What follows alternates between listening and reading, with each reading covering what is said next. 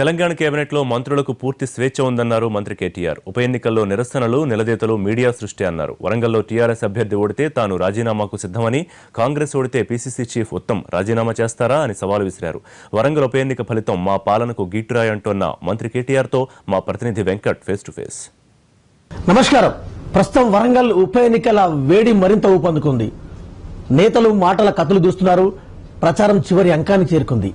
నా మధ్య TRS fire brand, TRS champion మంత్రి కేటీఆర్ గారు నాకు అందుబాటులో ఉన్నారు. ఒకసారి మాట్లాడే ప్రయత్నం చేద్దాం.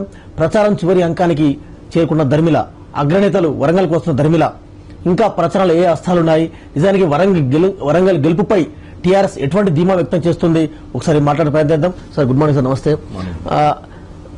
ఎటు చూసినా కూడా వరంగల్ ఉప ఎన్నిక అంటే ఏరుకోరి టీఆర్ఎస్ పార్టీ తెచ్చుకుంది. వరంగల్ ఉప ఎన్నిక అనివార్యమైన ఎన్నిక కాదు, అనవసరమైన ఎన్నిక అని ఒక వాదన తీసుకొస్తున్నారు. ఏం చెప్పదలుచుకుంటారు?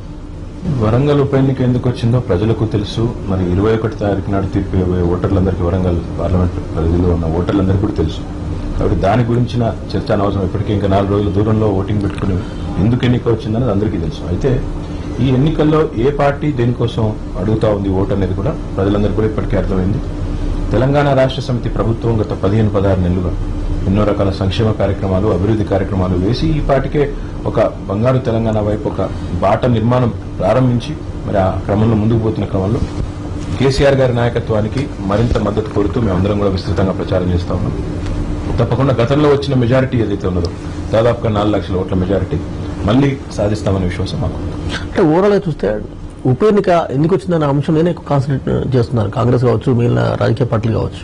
ప్రజలు మాత్రం అభివృద్ధి మీదనే కాన్సన్ట్రేట్ చేస్తా ఉన్నారు. కాంగ్రెస్ నాయకులు తలకిందులు తపస్సు చేసిన ఈరోజు ఆ పార్టీకి దేశంలో గానీ, రాష్ట్రంలో గానీ, భవిష్యత్తు గానీ, ఈ రాష్ట్రంలో అయితే పొరపాటున కనీసం మళ్లీ వారికి తిరిగి మొలకెత్తే అవకాశం కానీ లేదని నా విశ్వాసం.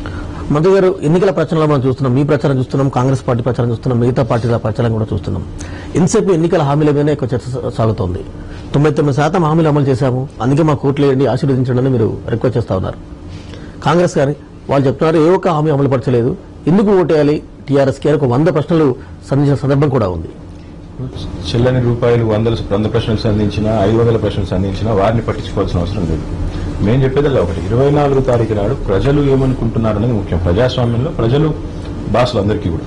కాబట్టి 24 తారీఖు నాడు డబ్బాలు విప్పినప్పుడు అందరి వాదనలు ప్రజలు విన్న తర్వాత ఎట్లాంటి తీర్పు తీసుకోబోతున్నారని తెలిసినప్పుడు దాని గురించి ఇంత ఆదుర్ద అవసరం లేదు. మా విశ్వాసం ఏమంటే ఈరోజు ఏ గ్రామానికి పోయినా, ఏ వార్డుకు పోయినా ఒక పేదవాళ్లకు సంబంధించిన పెన్షన్లు కానీ, బియ్యం కానీ, అదే రకంగా సన్న బియ్యం లాంటి పథకాలు కానీ, కళ్యాణ లక్ష్మి, షాదీ ముబారక్ లాంటి పథకాలు కానీ, ఆరోగ్య లక్ష్మి లాంటి పథకాలు కానీ, ఈరోజు అసంఘటిత కార్మికులుగా ఉన్న ఆటో డ్రైవర్లు కానీ, ప్రైవేట్ డ్రైవర్లు కానీ, వారికి ఇన్సూరెన్స్ కానీ, గీత కార్మికులకు ఈరోజు ప్రమాద బీమా పెంచడం, ఈ రకంగా చెప్పుకుంటూ పోతే వందలాది కార్యక్రమాలు ఇప్పటికే టీఆర్ఎస్ పార్టీ చేసింది. దాని ఫలాలు ప్రజలు అనుభవిస్తున్నారు. అనుభవిస్తున్న ప్రజలు తప్పకుండా మాకు మద్దతు తెలుపుతారనే విశ్వాసం మాకుంది.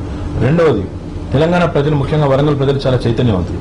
వారికి తెలుసు 15-16 నెలల కాలంలో ఒక రాష్ట్రం ఏర్పడిన తర్వాత బాలారిష్టాలన్నీ దాటి కొత్తగా మరి కార్యక్రమాలు చేసే క్రమంలో తప్పకుండా కొంత సమయం ప్రభుత్వానికి ఇవ్వాల్సిన అవసరం ఉంటుందని వారికి తెలుసు. అందుకే ఈరోజు తెలంగాణ డ్రింకింగ్ వాటర్ గ్రిడ్ కానీ, మిషన్ కాకతీయ కానీ, విద్యుత్ విషయంలో నిరంతరాయంగా సరఫరా చేస్తున్న విషయం కానీ, ఇవన్నిటి విషయంలో పక్కాగా ప్రణాళికలు రూపొందించి ముఖ్యమంత్రి కేసీఆర్ గారు పట్టుదలగా ముందుకు పోతున్నారన్న విషయం అందరికీ తెలిసిందే. కాబట్టి వరంగల్ ప్రజలు చాలా చైతన్యవంతంగా తీర్పిస్తారన్న విశ్వాసం మాకుంది. 24 తారీఖు నాడు ప్రతిపక్షాల వాదనేంది, మా వాదనేంది అన్నిటి మీద ప్రజలు తీర్పు మొత్తం మిగతా దేశానికి కూడా తేటతెల్లమవుతుంది. ప్రచారం చివరి అంకానికి చేరుకున్న ధర్మిల, వరంగల్ ఓటర్ మీరు ఏం చెప్పదలుచుకున్నారు? అదేవిధంగా మెజార్టీపై ఎలాంటి ధీమా వ్యక్తం చేస్తున్నారు? గెలుపు మీరు చెప్తున్నారు, గెలుపు ధీమా ఉంది, కానీ మెజార్టీ ఇప్పుడు డిస్కషన్ అంతా కూడా మెజార్టీ ఆధిక్యం ఎంత ఉంది, ఆధిక్యం తగ్గుతుందా, పెరుగుతుందా, పోలరైజేషన్, పోలింగ్ పర్సెంట్ ఇదంతా కూడా ఇంటర్నల్ గా ఉన్నప్పటికీ కూడా మెజార్టీపై ఎలాంటి ధీమా వ్యక్తం చేయబోతున్నారు? మేము గెలుస్తున్నామని చెప్పినందుకు మీకు కూడా అభినందనలు, ధన్యవాదాలు. కానీ మెజారిటీ విషయంలో మరి డెఫినెట్ గా వరంగల్ పార్లమెంట్ నియోజకవర్గంలో గతంలో పెద్ద మొత్తంలో పోలింగ్ జరిగింది. ఈసారి కూడా మా అంచనా, మా ఆశ తప్పకుండా పోలింగ్ శాతం పెరుగుతుందని, మరి పెరగాలని చెప్పి కూడా ముఖ్యంగా విద్యావంతులైన వారు మరి వరంగల్ కార్పొరేషన్ లో కానీ, మరి ఇతర పట్టణ ప్రాంతాల్లో ఉండే విద్యావంతులు ఎవరైతున్నారో వారందరూ కూడా పెద్ద ఎత్తున వచ్చి ఓటింగ్ లో పాల్గొనాలని, తప్పకుండా ఓటింగ్ లో పాల్గొంటేనే ప్రభుత్వానికి సంబంధించిన మరి కార్యక్రమాలకు సంబంధించి మనం ప్రజలకు గట్టిగా మళ్ళొకసారి ప్రభుత్వం ఇంకా బాగా చేస్తే బాగుంటుందని ఒక అభిప్రాయాన్ని గట్టిగా చెప్తే బాగుంటుంది.